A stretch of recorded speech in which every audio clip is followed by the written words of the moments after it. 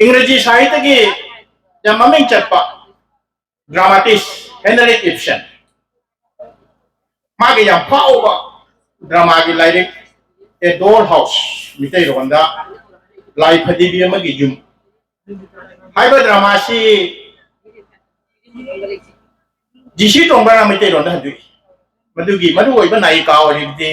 Nora हाइबसी नायक सिना टोलभाट से यम कन्ना नारबा मतमदा माइगी नुपी सिना यम मरु ओइबा दायित्व लौरे हारगा बैंक तगी लोन लौरे हारगा मतम दुकी यम साथी बचन भी तिंखंग मरक को चले हारगा माइगी नुपा से माना कंजकी अदुबु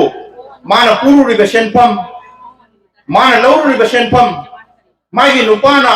सिंगने आइबा खंगदबा अदु माना खुदोंग चादबा मग लोइना माइगी नुपा दु कंबीरबा मतुंगदा मागी नुपादुना मागी नुपी के अवाबदो उबिदबदगी असिगु मजुम सिदा आई अमोना लैबा हौनदे हाइदना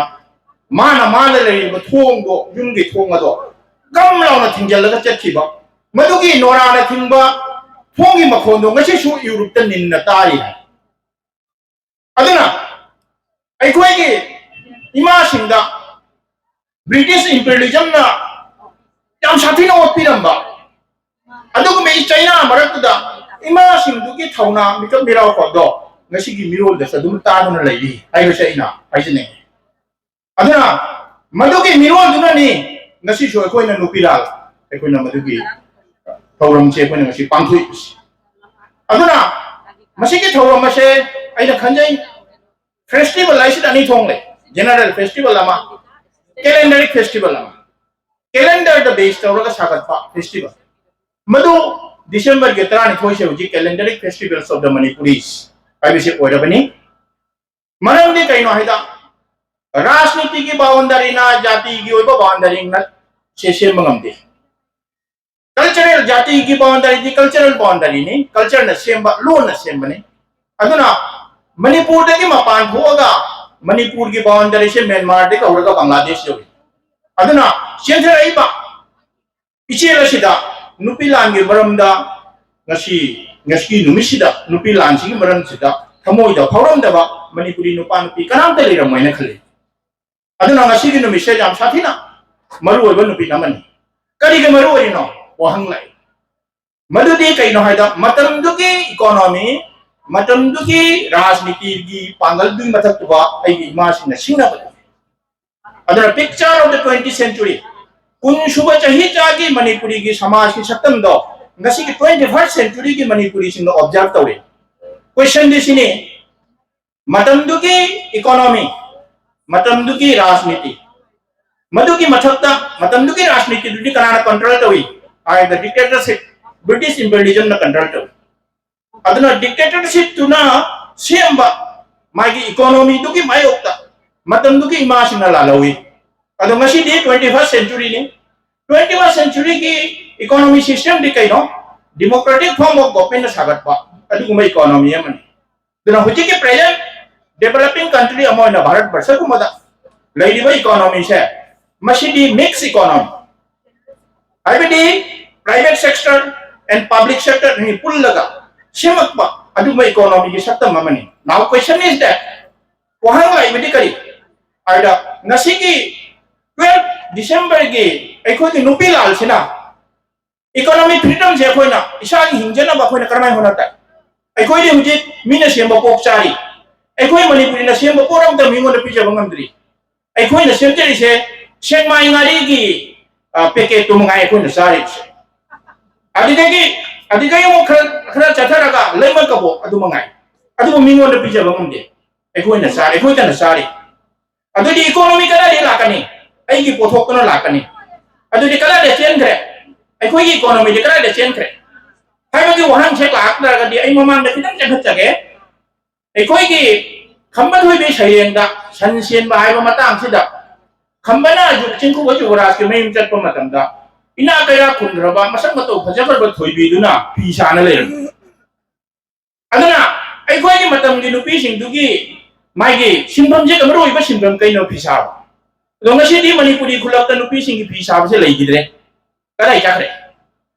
हाइबो वहां लाय असुमाइना हौजिकी अखोइगी गवर्नमेंट नसु सेमैबा ngसाइगी इकोनॉमिक सिस्टम सिदा मागी कनेक्टिविटी से करा रिपिरी आइदा रीजनलिज्म दगी नेशनलिज्म लाई नेशनलिज्म दगी इंटरनेशनलिज्म लाई अदना मालेम की ओइबा इकोनॉमी दा भारत की ओइबा इकोनॉमी दा मणिपुरी की ओइबा अखोइना करी कंट्रीब्यूट तो ngame अखोइना करै माने पुथोकबा जाय हाइबसे याम कन्ना वखन खनबगी मतम से मसी यौरे मरम दि कैनो हौजिकी हानगी मतम ददी मियोइबगी वैल्यू से मी दुदा चेलबा गुंदुना लेपमे हौजिकी वैल्यू दी गुंदुगा लोना सेन नमी की मगुन से लेपे अदुना अंत येंबियो हौजिकी डेमोक्रेटिक वाला सिदा जाम लाइक लाइसु हाइबा अदुगा इसै सकपदसु यामना हाइबा मसक मतो फजेबा मी अमक इलेक्शन दे पुकार होइमा यामना सेजाव पाइबा मी को हाथ पर तुम पगंबा अदुगा मी दन लेपु मासोजना वोट काने अदुदी मागी वैल्यू से कला देले आईडी करप्टेड वैल्यू दुले अदुदी अखोइना पामिदि कैनो आइडियल वैल्यू ने अदुना पॉलिटिक्स ता करिले ट्रुथ गकले one is the virtual truth another is the universal truth virtual truth पाइसे नाके चुमना मंगांगनी यूनिवर्सल ट्रुथ लाइसना मतम पुना वक्त फना मंगांगनी अदुना मामाना मचादा हाइदुइसे मतम पुना वक्त फाहुना दुनि हाइदुइसे पॉलिटिशियन हाइदुइसे नाहाकि ओइबा फाबदुनि हाइदुइसे अदु असिकी मरते होय कमाय लेनी हाइबकी एकोई इकोनॉमी से कमाय कंट्रोल तौनी हाइबकी जाम अकुप्पा एकोई खना निंगाय ओइबा हिरम अमा लई अदुबो ngasi di aina laiba thibasidi kaino aida nahaloi matamda ahal lamachina kiton toba matamda saisin chappa na maleram aduga saisin che kada da pi aida nitai pot lorom dai da pi nitai pot ai ending part amani aduna asi aina gangi si nitai pot ki matamda ne gangi